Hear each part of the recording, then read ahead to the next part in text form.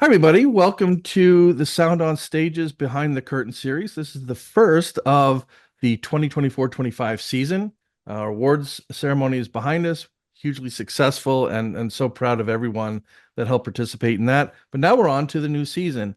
And with Key City Public Theater, that means a world premiere.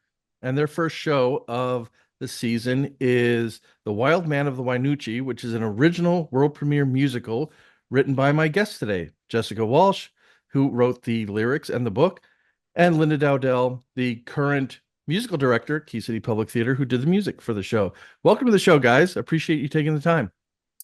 Hi. Thank you. Thank you so much for having us. And Jessica, I want to talk to you first, I guess. I did a little background research on the Wild Man of the Wynoochee because it's a tale that people who are native of the Pacific Northwest are familiar with, sort of like, I guess, the Jersey Devil in New Jersey or some of these other things. And it seems like quite a strange story. You've got this person who's out in the woods and there's a lot of blood and bodies and all this other stuff, but you decided to make it a musical. And not only that, you've made it a human version of this story. So I guess, first of all, if you could talk about what gave you the idea that you thought this story should be a musical, and then how you decided to kind of mold that into what it is. Sure. So, I'm not originally from Washington, but my partner Tab grew up in Olympia, Washington. As you said, the story is kind of local lore around there. So I heard the story first through him, and I think it instantly reminded me of even though this is a real person, some characters and misunderstood monster type characters in fiction that I love, from Sweeney Todd to Phantom of the Opera to allegedly John Tornow may have inspired Tarzan from Edgar Rice Burroughs, being in the area while these events were going on. So I think I was drawn to the setting, the evocative woods of the Pacific Northwest, and how John is kind of this spirit of the forest, that legendary quality, even though he was a real person. And uh a character who doesn't quite belong and is misunderstood. I think a lot of us feel that way a lot of times, or know someone who feels that way. So those were kind of the first things that drew me in. Yeah, because his story goes back to his childhood when, I don't want to give away any spoilers of the play, but it is kind of covered a little bit in your story, the relationship with his brother and how, especially if somebody is as sensitive as he seems to be, would react to the events of his youth with his brother. So yeah, I think, and there's this trend lately, which I kind of like, in that we're taking our villains, which used to be good versus evil, and that was it. But now we're identifying that these people are human, and our villains aren't necessarily purely evil. There is a human element to them. Yeah, exactly. I mean, I think I often find antiheroes more interesting. There's more to uh get into there. There's more layers. They're often acting on impulses that maybe many of us have, but in real life, we ourselves might think these things, but we don't actually do them. So there's some relatability there. Hmm. So uh, yeah, they can be a lot of very rich characters to work with. Oh, for sure. Linda, before I get to you, who are we joined with on your couch there? Yes, this is my assistant Blue. He's a he's a mini Aussie, and he Mhm. likes being part of the set on Zoom interviews. He likes music too, right? And he does like music. Yeah, he likes to sit at my feet at the piano. He likes being under a piano, I think. Oh, you talking about me? Well, Yeah. well, Oh, speaking of music, so Linda, you wrote the music for Wild Man of the Wynoochee.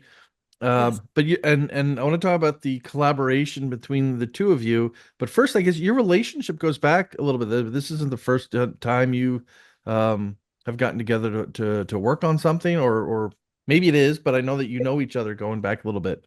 It is our first project together. Yes, we met as part of the BMI Musical Theater Workshop's librettist workshop because it went it was we had to meet by way of Zoom because of the pandemic. I mean, otherwise, Jessica's based in Los Angeles. The BMI workshop is based in New York. So we kind of found common ground just in terms of time zone. Mhm. And then, but Jessica invited me to Olympia at some point, and we met, and she presented this project. I'm pretty sure I would not have chosen this project.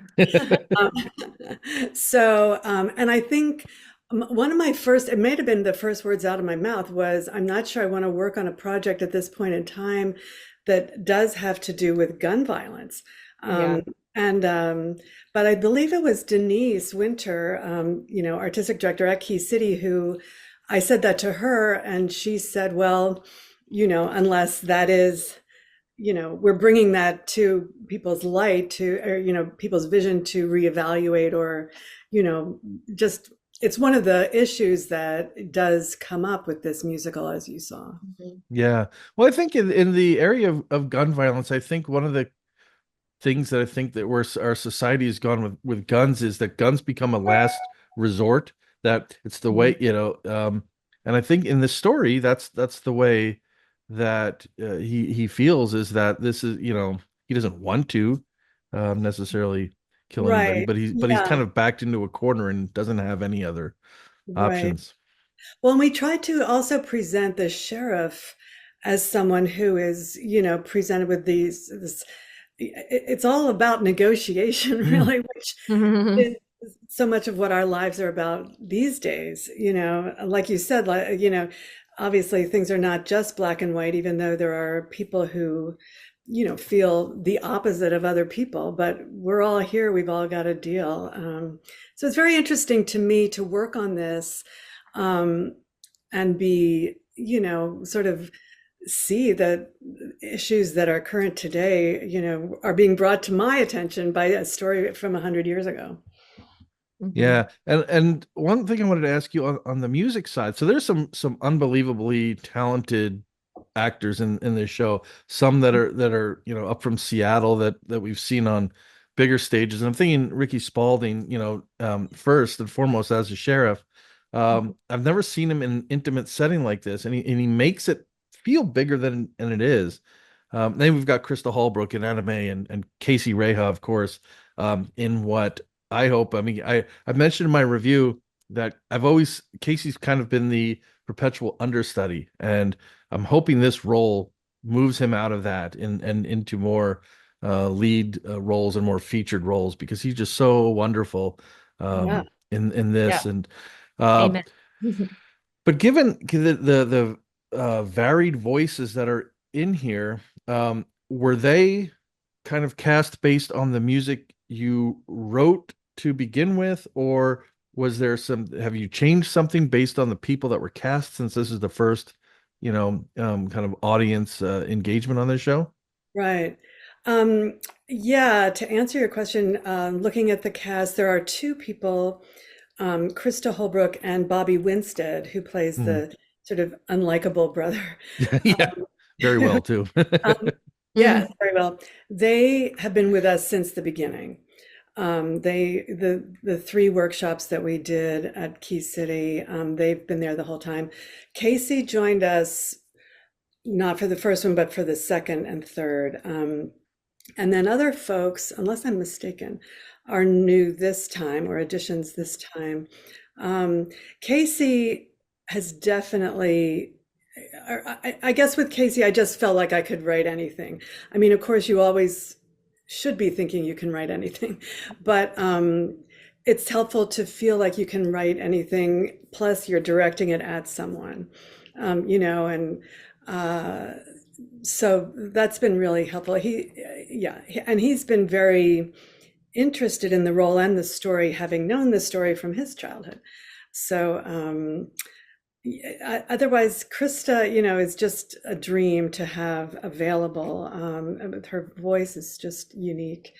And the whole cast, Bobby too, like they've just really been wonderful to work on, and especially work with, like you say, Ricky, who's new to me this time, and we especially wanted to develop the role of the sheriff, subsequent to our last reading, and it's been wonderful to have him available for that. Mhm. Can you tell me a little through that process? Because it's what surprises me about this in a very good way is how mature the musical seems based on the fact that this is the first time it's really been in front of an audience. Right. Um, Other original works that usually get to this point have already been they've been workshopped with they've been workshopped with audiences, and you kind of get a feel for a lot of the things. But can you talk me through the process of workshopping this and doing the read throughs, and how long has this been in the works? Yeah. I sent Jessica Yeah. back, yes, just yesterday that I found I was going through some, I used GarageBand as a sketchbook kind of, and I, have tracks from, what was the date? April 7th, 2023, 23. right? Yeah. Which isn't that long ago, especially like you say for a musical. I mean, I've worked on musicals that are still treading water, 9 years later. This, but Jessica found a song, a traditional song, about, it wasn't called the Satsop. We changed the Oh, name. yeah, it was Plover in Wisconsin. Yeah, It's on the Plover. But it's a period logging song. logging song, right? Yeah. So that was one of the first songs I, started working on. And that, what you saw, Greg, was driving saw logs on the Satsop. And turns into kind of like a big dance number sort of. And so that started, the way it started was really, I said to Jessica, like an Irish dirge. um, Yeah. that's evolved a lot. I think so the answer to your question, we're within 2 years of the first idea of this, which is not usual for a musical, as you say. um, the biggest change that happened was in May of 2024. We presented all the music from both acts that we finally had. We only had, Act One in 2023, added Act Two finally at the end of 2023. And it was Denise who suggested that we try to add more music for the book scenes, for the, speaking scenes, try to musicalize that, which was a kind of a big request since there was already a lot of music. I mean, it already felt like a rich meal, Hmm. and you don't want to just like, as you, the audience member, going like, oh no, please stop. So what I did all summer, and what we then did was, try to use some of the music that already existed in sometimes underscoring or sometimes, reprises, but not insert a ton more, and Hmm. the thing I like about that is it causes a lot of echoing, whether it's lyrics or, melodies. Um, so to answer, I don't know. I mean, I think one of the reasons it does feel mature is our maturity.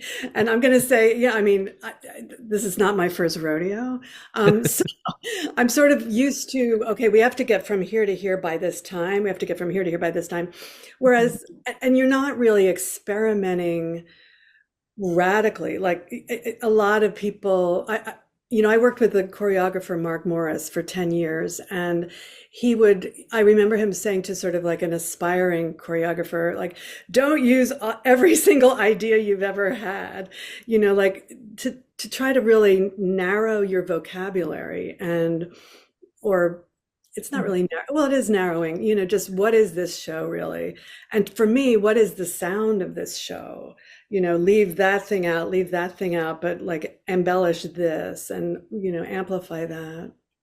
Yeah, I think you mentioned reprises and things like that. I think in my mind, what that does is, especially if you have a reprise of a song from Act One in Act Two, you're calling back to something and you're reiterating its importance, which Mhm. means that it's not just a song for song's sake. It's an important piece of the story, and it's something that means something. And I think Yeah, and that's often something has changed, you know, we are hearing a different tone and so it's developed. So yeah. so. And speaking of development, Jessica, I think it's maybe a question for you with writing the book and having this story in your mind, this creation. When do you get to the point, or do you ever get to the point? And I like to ask this of all the playwrights that I have the opportunity to meet. When do you know it's ready? You know, when do Is you it know that ever it's ready? yeah, I guess Nothing's that's the ever question. done. Is it, well, or if it's never ready, when is it good enough to get on stage? Yeah, I think what Linda was saying, I think that was a big breakthrough moment when we decided to musicalize a lot of the um even more of the dialogue scenes because I think it came together in a way and unlocked a lot of the story and the one the we've had versions with doubling characters doubling, but this version we ended up with everyone sticks with their role. So I think those were big strides that we were able to make that help it feel like a full immersive piece. And I think that I think Casey or some of the actors described it as a new age dissonant folk opera. so, um, Hadn't so heard it that. starts to have its own sound and thing it becomes its own thing. So once I started feeling those things, it was like feel like, oh, we have this own distinctive thing that it is that it's become now. Yeah, and I know, and the term is escaping me, but there's a term for a show that's completely sung through that doesn't have Mm. any dialogues. That I was gonna say libretto, but I don't know if um I mean, anyway, some people say sung through. I mean, I yeah, think you've already, Right. yeah, Yeah. yeah. But this has a very Sondheim quality to it, to me, when in the way that music and is used in the show, that it's and it's not too much, for sure. But I could see that there would be maybe a concern there that it might be, but it's not. I think it's a good amount, and you've got some dialogue thrown in there, so um, to me it works really well. Mhm. it's great. Are there any plans for the show after this run? There are hopes and dreams, Greg. Yeah. But But hopefully transform into plants. yes, hope, yeah. Do I mean, the and it could, you can imagine it in a bigger theater. Of course, there could be more community represented in a bigger cast. But it's wonderful the way, even with just this cast of seven, it does feel like a big story. Mm. Yeah, it does. I was thinking about that. If you did move to a bigger theater, if the size of the cast would change, I don't know how you would do that with a bigger cast or a bigger um ensemble. I think it's a good size, because you don't want to dilute the importance of the characters that are on the stage now, I would imagine. Right. Mm. Um, Yeah. so the show runs through October 27th. Right. And how has audience reaction been so far? Very good. I Oh. mean, and including laughing and crying, which is, um, All the feels. yeah. So, um, yeah, we've had really very favorable, I mean, physically favorable that you can hear, audiences, and then, some really nice notes, email, uh, I'm sure you have too, Jess. So yeah, I feel like it's a quite a success. And I think it could, people say, oh well, it's a Pacific Northwest story, that's the only place it would be interesting. And my response, of course, is, well, there was a little show called Oklahoma that I'm pretty sure it played in Rhode Island, and stuff. Oh, Mm. Come From Away is not a Pacific Northwest story, and That's that, right. debuted at the Rep. And Oh. yeah, so it's yeah, I think story is what, is at the heart of everything, and if it's a well-constructed story, and it's something that we can relate to, whether the details are geographically, relatable directly or not.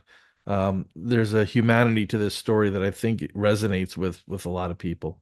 Yeah, my nerdy comment I like to make is that uh there's a history of through the ages of different cultures having this a figure like a wild man or a wild woman or a wild people. So it's something that we can see many different cultures being fascinated with. And so I have a lot of if anyone wants to do a deep dive, I have all sorts of like a playing card from medieval Germany featuring a wild woman on a unicorn and all sorts of little nuggets like that. Yeah, and the age-old question of whether or not we're born evil, or if we're, Hmm. people who are evil become that as a result of circumstance. I mean, you kind of, open that up for discussion as well. Hmm. Yeah, and there's a big family element, Cain and Abel brothers. So, yeah, I really liked how you picked up on all that in the piece you wrote about it. So like I said, the show runs through October 27th, and you've got, for lack of a better way of saying, yeah, I could say you have a concept of a plan to move it Yes. forward. Yes. Mhm. Um, Uh, but so individually, what do you guys have on tap? Jessica, you're on the East Coast now. I know you're doing things, stage, TV. Yeah. What's next for you? And how can people uh keep up with you and what you're working on? I'm writing on some TV shows, some kids animated TV shows that are I don't know what might be coming out next, but a lot of them have been for Apple. So they have some great kids shows to check out. So probably more of that. Hopefully seeing more shows this fall. Always a good thing. Oh yeah, and I Yeah. was talking to Keiko Green, who won our award for best visual production for the Bed Trick last Mhm. season, and about because she's also writing for television. Yeah. I want to get your perspective on the differences for writing for stage and television, and is there either that Mm. you prefer? Um, I like writing for different mediums, screens, stage, books, because you can do different things um in each of them, and then it can inform when you move to another one. But there was I think it took me a little bit to understand, with screen we can only see what is put on screen. So you don't have interiority like you do in novels. Um, so I was used to writing in that format. So um, it was to sort of realize that theater is a five-dimensional space. You can have somebody in a different time and a different place and stage Mm. at same, that is really freeing and I love what that opens up, and thinking about story that way. Uh, but I think I did in some initial drafts of this have some more screenwritery, like almost like close up sort of directions that had to get pushed to the wayside. Yes, I remember reading some of those. Yeah. Kind of like, wait a minute. In What is this? in theater, we don't say, John frowns Yeah, deeply he and looks considers somewhere. his Yeah. next move. Like, We pan across the stage to the right, right. How about you? How about you, Linda? What is I know we've got a big season at Key City coming up, and one of the things that I hope I impressed on Denise when I spoke with her is how wonderful it is that in a time, especially coming out of COVID, where a lot of the bigger theaters in Seattle aren't taking risks with original and new works Mhm. because of I know it's a struggle to fill seats and things like that. But I really appreciate the fact of what Key City is doing with a world premiere like Mhm. this, or what they're doing with, Alan Fitzpatrick or Jen Hammond or some of the, actually investing in new work. Um, I think it's really nice that Key City's doing that. Yeah, no, I do too. And as you say, it's completely risky. It's Mhm. a very it's a I mean, it's one of Denise's real, reasons to live, kind of is, Mhm. commissioning and original work. Um, I'm gonna say whenever there's something new like this, during the process, I've gotten so far behind on what actually exists as far as the written music that's all in my computer, but what's in my computer doesn't have any of the, like, you know repeat this 3 times before she goes off to get the water bucket, or even just, I mean, much less physical than that. So I'm really hoping I can take even a couple months, to just refine what is the score that we have, has been the result, of this period of time. Mhm. Um, I also worked on something earlier in the year that, was a film project. I wrote one. It's a very long song. It's a 9 minute. The whole thing is a one woman show. And anyway, that's going to come out, I think, in January, or I Hmm. guess it'll drop. And anyway, As the kids say. it's not, this is not where I usually work, but I'm really eager to see and hear that. And otherwise, I'm hoping to take a break. This has Mhm. been quite a marathon for me, this last, especially 6 months. So anyway, but you're a couple other things percolating. So. Okay, Mhm. great. Well, we'll keep an eye out for that. Jessica, do you have a website or anything that people can go out and find your Um, social media, that kind of thing? I I do, and it's a good reminder to be more up, make sure everything's up to date. I think my website is jessica-welsh.com. Um, and what am I on Insta? Let me remind myself of what is my, Well, I can find I that just found out you and I can guys. put it Yeah. I can put it in our show notes so people Yeah. can go out there. And Linda, on your end, uh if we follow Key City, obviously we'll That's see the what's going best. on with Yeah, you. that's the best way through them. Yeah. Yeah. I just should say too, for aspiring, musical theater writers of any kind, I've just been so fortunate in this collaboration with Jessica. I think one thing, and we've never really talked about this, but we're listed as co-writing lyrics. We certainly did co-write lyrics, and we really co-wrote the whole project. It's so much not, okay, here's the script. Would you please set this to music? Sure, Mm. I'll get right back to you on that. It's nothing like that. We were day to day, hour to hour, working on lyrics a couple times when Jessica was on a plane. Mhm. And we worked in a Google Doc, which is, the rest of the world except for me knew about this. But, it's just flipping back and forth at all times, whether we're both there or one's asleep or whatever. And, but I found Jessica so generous. All of us writers know the art of writing is rewriting. Some of us Mhm. forget. And some people are especially I find some of the writers I've worked with over the years, they just think this is the best thing they've ever written, and that, it just can't be changed. And um, that's almost never true. Mhm. um, anyway, I found this, it's so much, tennis and pickleball and ping pong and, Mhm. all those things, and it's quite wonderful when it works, and it can be very frustrating when it does. Mhm. But anyway, I was really lucky this time. Well, on the Yes, collaboration side, such actually, a try. yeah. Oh, so I'm sorry, Jessica. Go ahead. Oh, just it. Everything Linda said with how fun, just fun, collaborative, the purest like form of collaborate. Like no, never felt like anyone was in their silo, and yeah, it was such a rewarding experience working on this together.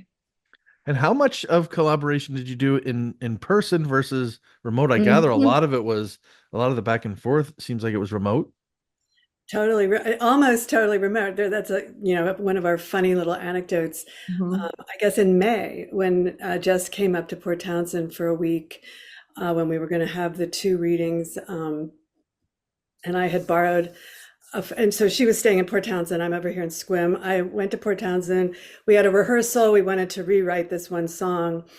A dear friend in Port Townsend has a piano studio he loans to me, and so there we were in there in the room together, and we like had no idea how to behave. The first time this is Well, now what happening. do we do? So we did manage to do the rewrite, but it was a new experience, and that's like a year and a half in. Mhm. The Brave New World.